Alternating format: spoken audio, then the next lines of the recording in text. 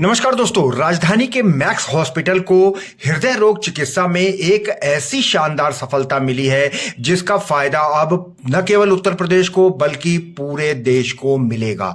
और यूं कह सकते हैं कि यह प्रक्रिया देश में पहली बार सफलतापूर्वक अपनाई गई है।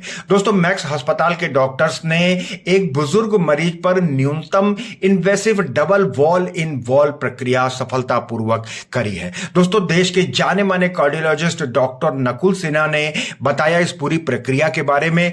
लगभग 80 साल के बुजुर्ग थे, उनकी पहले से ओपन हार्ट सर्जरी हो चुकी थी, 2 वाल्व खराब थे, फिर एक साथ दोनों वाल्वों को चेंज किया गया।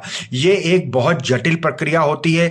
किस तरीके से इसको अंजाम दिया गया इसकी हम आपको जानकारी देंगे, लेकिन मैक्स अस्पताल के इस कदम से हृदय रोग चिकित्सा में एक नया द्वार खुल गया है। आइए डॉक्टर से बातचीत करते हैं। जी, जो पेशेंट हमारे लगभग 80 साल उम्र थी, जिनकी पहली बार इमरजेंसी में आए थे, उनके जो सिम्टम्स थे कि पेशेंट की सांस फूल रही थी, पेशेंट सोने, लेटने, बैठने में तीनों में कंफर्टेबल नहीं था, पेशेंट वॉशरूम तक जाने में भी प्रॉब्लम हो रही थी उसको, खाना भी नहीं खा पा रहे थे, इतना सांस में प्रॉब्लम हो जा रही थी। दूसरी बात, उनकी दिल की धड़कन भी काफ़ी ज़्यादा बढ़ी हुई थी और बीपी काफ़ी नीचे था। तो ये सारी कंप्लेन के साथ पेशेंट हमारी इमरजेंसी में आया दिसंबर 24 में। पेशेंट को ये सारे सिम्टम्स लगभग 2-3 महीने से प्रोग्रेसिवली बढ़ते चले जा रहे थे। पहले कम थे, फिर जब हमारे पास आए तो ये कंडीशन जो मैंने बताई, इस टाइम ये कंडीशन थी। पेशेंट को सारे इवैल्यूएशन पूरा किया गया, उसके इन्वेस्टिगेशंस कराए गए, उसकी प्रीवियस हिस्ट्री देखी गई। तो उसकी प्रीवियस हिस्ट्री में था कि पेशेंट को लंग्स की भी डिजीज है उनको, ठीक है। और जो इनके 2015 में दिल्ली में इनके जो 2 वाल्व चेंज करे गए थे, वो टिश्यू वाल्व्स लगाए गए थे। टिश्यू वाल्व्स मतलब जो चमड़ी के से बनाए जाते हैं वाल्व्स, वो लगाए गए थे, जो एक माइट्रल पोजीशन पे था और एक एओर्टिक पोजीशन पे। पेशेंट को 2015 से लगभग 2024 मिड तक कोई प्रॉब्लम नहीं रही, बट इनका जो ड्यू कोर्स होता है डीजनरेशन का ही होता है, जो टिश्यू वेल्स होते हैं, तो ये डिजनरेट करने लगे। थोड़ा सा जल्दी हुआ, रीजन कुछ भी हो सकता है, हीमोडायनामिक कंप्रोमाइज की वजह से इस तरह का होता है। तो ये वेल्व्स इनके खराब हुए। जब इको किया गया तो उसमें देखा गया कि जो वेल्व है वो लीक कर रहे हैं, दोनों वेल्व, और सिकुड़ भी गए हैं साथ साथ में। तो अब हमारे पास कुछ ऑप्शन एक ही था कि इनको वेल्व को चेंज करना है, आइदर सर्जरी और परक्यूटेनियस, मतलब नलियों के रास्ते से जाके कर सकते हैं, ठीक है। अभी लेकिन पेशेंट की कंडीशन नहीं थी जब दिसंबर में आया था पेशेंट का, जैसा मैंने बताया, दिल की धड़कन काफ़ी ज़्यादा थी, बीपी काफ़ी लो था, सांस फूल रही थी, और पेशेंट उठने बैठने में भी सक्षम नहीं था। पेशेंट को स्टेबलाइजेशन, पेशेंट की ट्रीटमेंट दिया गया जिससे पेशेंट स्टेबल हुआ।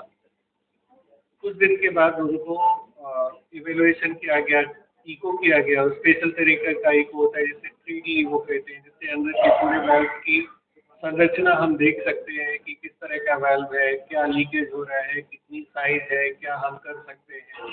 सीटी स्कैन से देखा गया कि कहीं से जहाँ से हम रास्ते से जा सकते हैं उसमें कहीं नलियों में प्रॉब्लम तो नहीं है, या वाल्व की साइज उससे भी साइज कर सकते हैं, उससे परफेक्ट साइज होती है।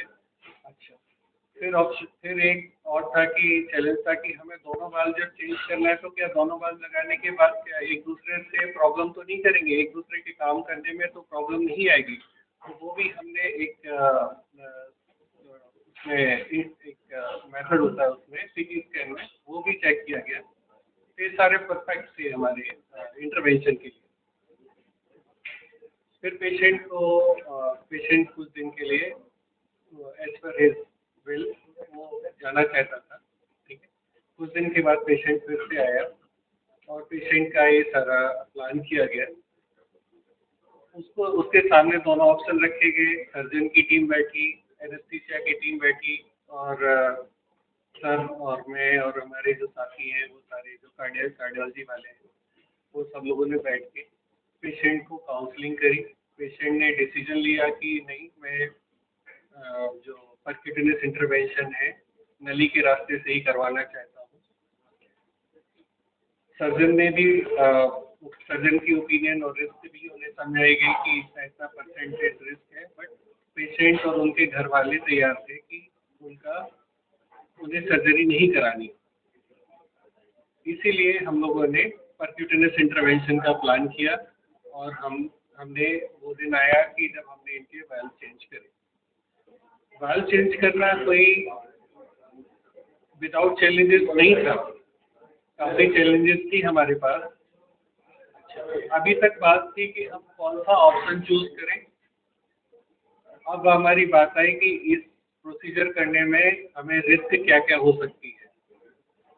क्योंकि वाल्व पहले से लगाए गए थे तो उसके अंदर वाल्व फिट करने से उसकी वाल्व की नेचुरल वाल्व की साइज छोटी हो सकती है। नेचुरल वाल्व का जो एरिया है वो छोटा हो जाएगा, क्योंकि हम एक वाल्व ऑलरेडी लगा हुआ है, दूसरा वाल्व लगाने जा रहे हैं। तो हमने पेशेंट को ये सब एक्सप्लेन किया कि क्योंकि हम इसका प्लान था कि हम इसको फ्रैक्चर करेंगे, तोड़ेंगे वाल्व को, फिर हम इसमें ज़्यादा जगह क्रिएट करेंगे, ज़्यादा एरिया बनाएंगे, फिर हम उसके बाद उसमें वाल्व को फिट करेंगे। ठीक है। एक तरफ तो हमें सीधा सीधा जाना था और दूसरी तरफ से हमें एक जो ऊपर वाले 2 चैम्बर्स होते हैं एट्रियम, उनके बीच में एक पर्दा होता है, उसको फाड़ के और दूसरी तरफ जाना होता है। ठीक। तो ये सारी चैलेंजेस थी। साथ साथ में कुछ रिस्क भी थे। रिस्क थे कि जैसे हम वाल्व लगाएं, तोड़ें, तो कहीं रूट जिसमें हम वाल्व लगा रहे हैं वो ना फट जाए, जिसमें पेशेंट की अचानक कुछ प्रॉब्लम आ जाए। दूसरा, अगर हम वाल्व के लिए रास्ते से जा रहे हैं तो उम्र ज़्यादा है, कहीं उसका जो कोलेस्ट्रॉल होता है उसके क्लॉट बने हुए हैं किसी तरह का भी, या तो वो कहीं उड़ के दिमाग के सर्कुलेशन में, पैर के सर्कुलेशन में ना चला जाए, तो उसमें क्लॉटिंग हो जाए और पैर की नस बंद हो जाए, दिमाग की नस बंद हो जाए, लकवा मार जाए, हार्ट की नसों में चला जाए तो हार्ट अटैक हो जाए। ये सारे रिस्क थे। दूसरा था कि वाल्व लगा है, वो खुद वाल्व निकल के कहीं दूसरे जगह पे चला जाएगा। ये सारे पेशेंट को अच्छे से बताया गया, रिस्क बताई गई, फिर भी पेशेंट ने ये ऑप्शन, इस चीज़ को चूज किया। फिर ये पेशेंट का ऑपरेशन टेबल और एनेस्थीसिया वाले से भी डिस्कस किया गया। तो एनेस्थीसिया हमें ऐसा देना था, शॉर्ट एनेस्थीसिया हमने दिया। ऑपरेशन के दौरान पेशेंट के वाइटल्स मेंटेन रहे। हमारी टीम काफ़ी बड़ी थी, कार्डियोलॉजिस्ट थे, बैकअप में हमारे सर्जन्स भी थे, एनेस्थीसिया की टीम थी। तो हम इस ऑपरेशन को सक्सेसफुली कर पाए। फिर उसके बाद इम्पोर्टेंट है कि हमने आधा घंटे के अंदर पेशेंट बिकम्स कॉन्शियस। वो बात कर रहा था, उनकी पत्नी थी, उनके बच्चे थे, वो अपनी बात कर रहे थे। थोड़ी देर में हमने सीसी अपने कार्डियक केयर यूनिट में शिफ्ट किया। दूसरे दिन पेशेंट अपने टेबल पे खाना खाते हुए मिला, सुबह नाश्ता किया उसने, और तीसरे दिन हमने पेशेंट को डिस्चार्ज कर दिया। आपका सवाल है कि कोई खास कारण जिसकी वजह से पुराने वाल्व में दिक्कत हुई। ऐसा खास कारण नहीं होता, पर नेचुरल डिजेनरेशन होता है। बॉडी में कोई भी चीज़ लगी हो, बॉडी के बहुत सारे फोर्सेस, केमिकल्स, ब्लड, ये सब उससे आते जाते रहते हैं, तो एक नेचुरल डिजेनरेशन होता है। कोई ऑर्गन ट्रांसप्लांट भी अगर किए जाते हैं तो उनका भी नेचुरल डिजेनरेशन थोड़ा बहुत ज़रूर होता है। अब ये बात अलग है कि कुछ में थोड़ा जल्दी हो सकता है, कुछ ज़्यादा दिन चल सकते हैं, पर जब ये बायोप्रोस्थेटिक वाल्व लगाए जाते हैं तो अमूमन पहले तो जो वाल्व आते थे वो 5-6 साल से ज़्यादा नहीं चलते थे, अब करके 10 साल तक चलने लगे हैं, और उसमें भी नए नए तरह के बन रहे हैं। उम्मीद करी जाती है, मगर 10 साल इज दी एवरेज टाइम जब ये डिजनरेट हो। सर, ये काफी जटिल सर्जरी थी, हाई रिस्क सर्जरी थी। क्या भारत में ये सर्जरी हो चुकी है पहले? पहली बात, ये सर्जरी हम नहीं मानेंगे क्योंकि इसमें सीना नहीं खोला गया। ये नॉन सर्जिकल मेथड था, जो कि पैर की नसों के रास्ते से और काम ऊपर हुआ। तो ये सर्जरी नहीं थी, नॉन सर्जिकल था। भारत में ये artificial non surgical valve implantation पिछले 10-12 साल से धीमे धीमे करके बढ़ रहे हैं और इनमें काफ़ी हद तक सफलता मिलती है। सब में नहीं होता, कुछ कॉम्प्लिकेशन रेट भी होता है, मगर काफ़ी हद तक सफलता मिलती है।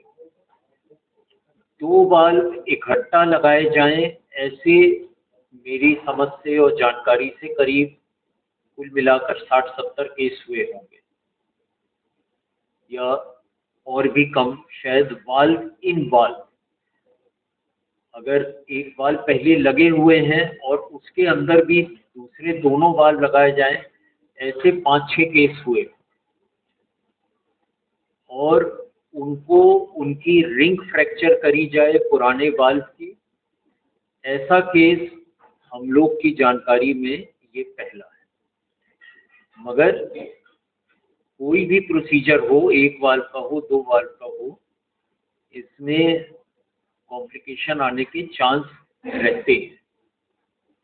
ये सब चीज़ जैसे डॉक्टर साहब ने डिटेल आउट किया कि पहले से डिस्क्लोज करी जाती है, बताई जाती है, उसको लिखवाया जाता है। हम लोग को ट्रांसपेरेंट वे में काम करना आवश्यक है। सर, हृदय को स्वस्थ रखने के लिए आम आदमी को दिनचर्या में क्या बदलाव करने चाहिए, कैसी लाइफस्टाइल? आपने सही कहा, आंसर सिर्फ healthy life style. Healthy life style के कई कंपोनेंट्स। आप अपनी डाइट पे ध्यान दें, अपने वजन पे ध्यान दें, अपनी फिजिकल एक्टिविटी एक्सरसाइज पे ध्यान दें, धूम्रपान से कतई दूर रहें, कोई टोबैको का यूज़ ना हो, और अल्कोहल का भी जहाँ तक हो सके मिनिमल या ना यूज़ हो। इसके अलावा चेकअप आपको कराने चाहिए, ब्लड प्रेशर के, डायबिटीज़ के, कोलेस्ट्रॉल के। एडल्ट एज में हर 2 साल या अगर गड़बड़ है तो उसके पहले भी आपको चेकअप कराकर जानकार होना चाहिए कि आपकी बॉडी का स्टेटस कैसा है। अगर आप हेल्दी लाइफ स्टाइल का ध्यान रखेंगे, जिसमें एक बहुत बड़ा अहम फैक्टर तनाव है, स्ट्रेस। आजकल के मॉडर्न लाइफस्टाइल में भागा दौड़ी और स्ट्रेस, खाना कभी खाया नहीं खाया, ये सब फास्ट फूड जो चलता है, ये सब अपनी तरह से नुकसान करता है। नींद पूरी होना, कई यंग एज में भी लोग कहते हैं कि बड़े खुशी से कि हम 4 घंटे सोते हैं, ये गलत। आप बॉडी को अपनी रिपेयर का टाइम नहीं दे रहे हैं। कम से कम 6 घंटे 7 घंटे आपको होना चाहिए और स्ट्रेस को जहाँ तक हो सके कम करना चाहिए। एक और फैक्टर है जो अब दुनिया भर में माना गया है, और वो है प्रदूषण, एनवायरमेंटल पोल्यूशन। सभी चीज़ है हेल्दी लाइफस्टाइल में आती है, जितना हो सके उतना सब लोग ध्यान रखें और करें। तो दोस्तों, देखा आपने, न्यूनतम invasive double wall in wall प्रक्रिया बहुत ही जटिल प्रक्रिया थी, बहुत हाई रिस्क था, फिर भी मरीज ने और डॉक्टर्स ने यह साहस का काम किया और इससे उत्तर प्रदेश में हृदय चिकित्सा रोग का एक नया द्वार खुल गया है। साथ ही डॉक्टर नकुल सिन्हा ने यह भी बताया कि किस तरीके से हम अपनी लाइफ स्टाइल को रखें जिससे हृदय रोग हमारे पास ही ना फटक सके। दोस्तों, स्वास्थ्य से जुड़ी ऐसी ही प्रमुख खबरें और जानकारियां हम आपको लगातार दिखाते रहते हैं, तो लगातार हमारे साथ बने रहिए और देखते रहिए नेशनल वॉच न्यूज चैनल। बहुत बहुत धन्यवाद दोस्तों।